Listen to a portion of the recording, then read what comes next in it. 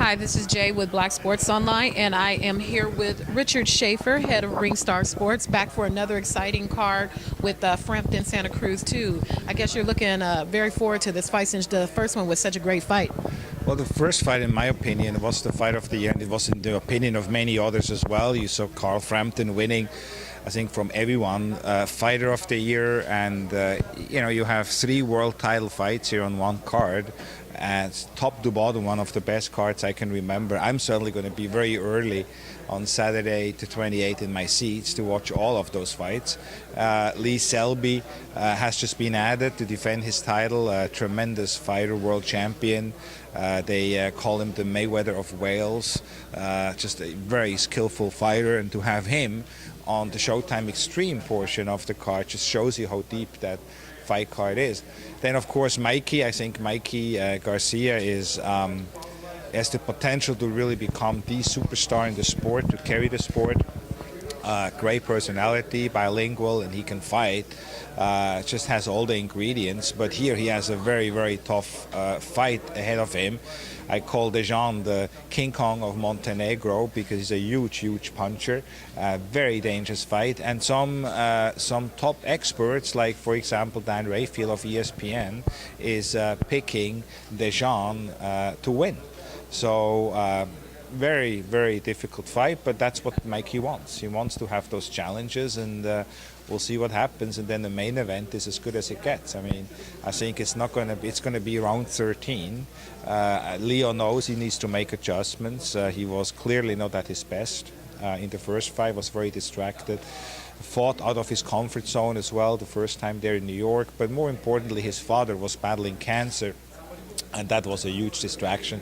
His father was, for most of the camp, not even in camp, and so he sort of like was left to train on his own and going into the biggest fight of his career, and it was still a very close fight.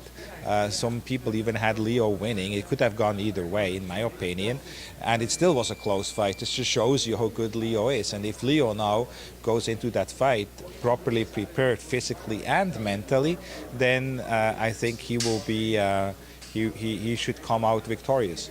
He's going right back into this rematch fairly quickly. What's been his mindset? You know, we've seen so many other fighters, sometimes when they suffer a loss, it really affects them mentally, but it looks like he's just forging right ahead and getting right back in there. What's he been like since the first fight and to now, since some of the distractions are gone? Well, I remember at the first fight at the Barclays Center when I was in the locker room afterwards. I mean, right there he made it clear to his father and to his family who were in the locker room that he wants to have the rematch next. And so that was just very clear in his mind. He didn't have to think a second. I mean, as soon as the results were read and Frampton was declared the winner, Leo said, I want the rematch, and that's the kind of mindset he's going into that fight. So no doubt about it.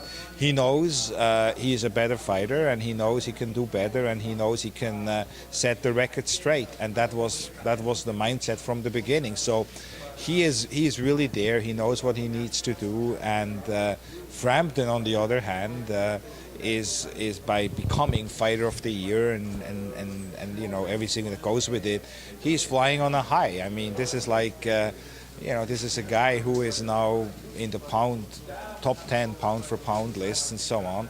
So he worked all his life for that spot, and now he's there. He doesn't want to give it up, and he's excited about fighting in Las Vegas as well. For the UK fighters, you have to understand, fighting in Las Vegas is like the pinnacle of the sport, and I've seen that when I promoted Ricky Hatton.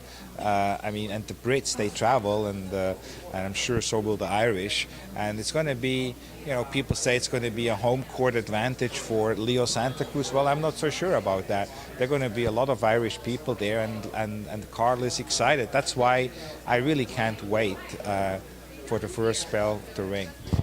Shifting to your company, Ringstar Sports, we're seeing that you're continuing to grow. Today we received a release that you've signed your latest fighter. Tell us about your amateur standout, your latest signee. Well, I have to tell you, I've been in the sport now for quite a while, going back to 2000, and hardly ever have I been as excited as I am about signing a young fighter, a young prospect, an amateur. He is ranked #1 in the United States at the welterweight in the amateurs. He is 18 years young.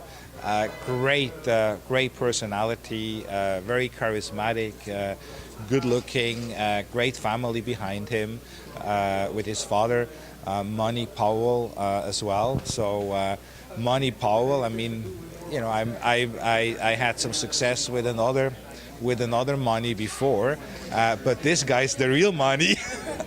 That's his name. So I'm very excited about Manny Powell.